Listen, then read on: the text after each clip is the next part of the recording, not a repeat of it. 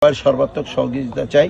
আমরা বুড়িচং নতুন পৌরসভা আছে, এই পৌরসভাকে এটি আধুনিক পৌরসভায় আমরা এটাকে রূপান্তরিত করতে চাই। সবাইকে ধন্যবাদ। সাংবাদিক বন্ধুরা যারা আছেন, আজকে তো আপনারা দেখলেন আমাদের এই বুড়িচং পৌরসভার প্রাণের দাবি তিতি খাল, সেটা আজকে ইউনূস সাহেব, আমরা আমাদের নেতৃবৃন্দরা এই খালের এবং বাজারের অংশে আমরা এটা আজকের এই খালের ওপেন করেছি। আর এইটাও একটু তাকিয়ে দেখেন, এটা একটু ঐতিহ্যবাহী মাঠ। আমাদের সাবেক প্রধানমন্ত্রী দেশমাতা বেগম খালেদা জিয়া এই মাঠে এসেছিলেন এবং সেখানে অনেক বড় জনসভা সেখানে হয়েছে। তিনিও আমাদের থেকে বিদায় নিয়েছেন।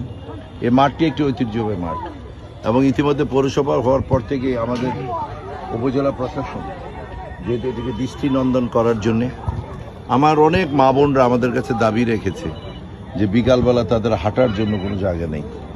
তো আমরা ইতিমধ্যে এখানে একটা সর্বোচ্চ বরাদ্দ আমরা দিয়েছি এবং এটা আমাদের এই যে সামনে যে কালীনারায়ণ যে স্কুল আছে, আমাদের এসআর ডিগ্রি কলেজের রূপ থেকে কালীনারায়ণের স্কুল হয়ে আবার এটি কানেক্টিং আনন্দ পাইলট পর্যন্ত সেটি যাবে।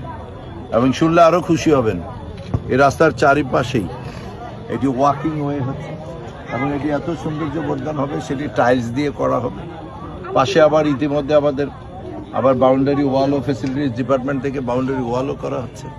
ইতিমধ্যে আমার ফেসবুক বন্ধুরাও এই মাঠ ছোট বড় নিয়ে অনেক কথাবার্তা বলেছেন। ইতিমধ্যে আমাদের ইউনো সাহেব তাদের সাথে কথা বলেছেন এবং আমরা এটা সৌন্দর্য বর্ধনের জন্য আমরা সবাই মিলে এটি সিদ্ধান্ত নিয়েছি এবং ইনশাল্লাহ আগামী আমি মনে করি 1 মাসের মধ্যেই এখানে উন্নয়ন কাজ এটা শেষ হবে।